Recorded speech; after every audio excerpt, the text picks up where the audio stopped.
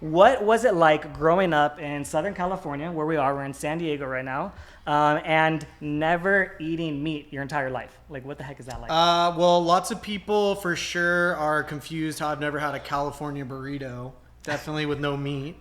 But as a kid, it was really weird because there was no other kids that didn't eat meat growing up, and back then it was like those little chocolate milk pouches and all the cafeteria food. They didn't have any options for us, so we always had to pack our lunches, and we always had substitute cheeses for things, substitute bolognas, and peanut butter and jelly sandwiches were big, but it was just different, and a lot of people didn't understand that. Now I think a lot more it's understanding that there's a lot more kids out there that are being raised plant-based and vegan and vegetarian, but back then I was the only one. I don't know many others that are actually vegan that have never eaten meat, but it's good to see that there's other people out there that are raising their kids that way. It was so different because there wasn't a lot of other kids that were vegetarian. So we got made fun of a lot, me and my two brothers, because we were all three of us were raised vegan by our dads, choosing, and then we managed to stay or continue to be vegetarian, at least me and my middle brother, who also never eaten meat. And we've continued that way, and I've chosen to, raise my kids that way as well.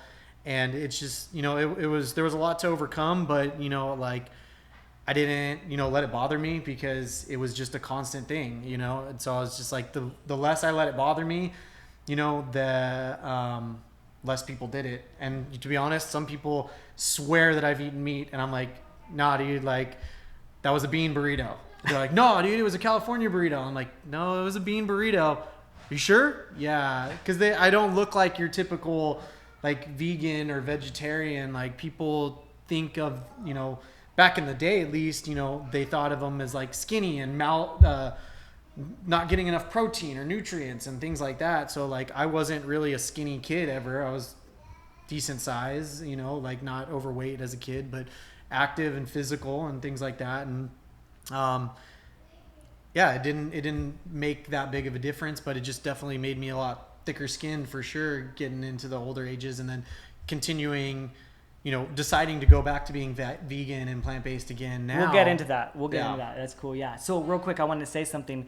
I remember when you were young and you being vegetarian, and I made fun of you all the time. Oh yeah, for sure. Like, yeah. I was always making fun of you, and Yeah. I was even like, why don't you just eat it? Like, I don't understand, but not in a way of like, kind of like really antagonizing you, like just not getting it. It was just like, not like I understanding. just don't Yeah. understand. I'd just be like, I know you don't eat it, but like, why not? Yeah, why not why just not? eat it? You know what I mean? Like, and then it was just like a total like a disconnect for me. Yeah. You know? And I remember even when I made the decision, I remember when I called you up one day. You know what I mean? And Yeah. when I made my decision, I was like, hey, I think I'm gonna go vegan. You were one of the first people that I decided to tell. Yeah. I remember you thought I was joking. Yeah. And you were like, I don't believe you. Like, you're not gonna do that. And I was just like, no, like, I'm really doing it. Yeah. Like, it's No, really happening. and it's because it's so weird, because it's like such a you doing it your whole life and me making fun Yeah. of it, Yeah. right? And then me being on the other side. Yeah, and it's funny too, because like I said, we lived together,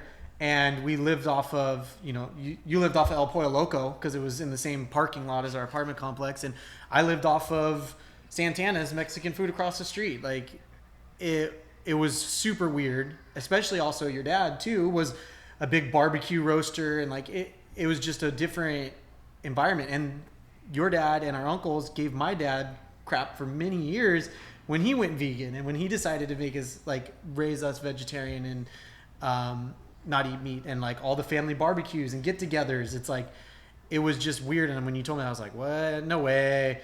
Like, I still it's still weird to believe it, but you've taken it to another level for sure. And yeah, it's crazy, but it's cool to see that change in people, and that people can change consciously and make decisions based on their own beliefs instead of what they're told to believe growing up. Yeah, for sure. Like, yeah, like even just going over to your house, like, I was such a not picky eater, so I wasn't like, your food's gross. Your food's No, weird. you ate everything. I ate anything. Like I was like, I don't even care what. I think there's peanut butter in this. I don't think there's supposed to be peanut butter in Yeah, here. yeah. But whatever. Yeah. Like, and I just ate whatever. Like it didn't No, matter. you But were like that fourth or fifth kid in the family where you walk up and you're like, "Can I have some?" And my dad's all, "What? You want some of this?" And then he'd be like, "Go tell your dad you just ate some tofu, and tell him you liked it too." I don't even know if I did. I don't even know what I'd say. But yeah, it was just so funny too because like I just remember thinking like it tasted fine, like, and there was no big issue, but I never thought like I want to do that. Yeah. You know, I never was like I want to do that too or anything like that. I didn't even think of it as a lifestyle, like just a choice, like you're not eating that, whatever. Yeah. You know, like I looked at food as just all food is food. Food is food. You know, food is, and until I learned that some things aren't food. And then I realized, well, that's not food anymore. All right, so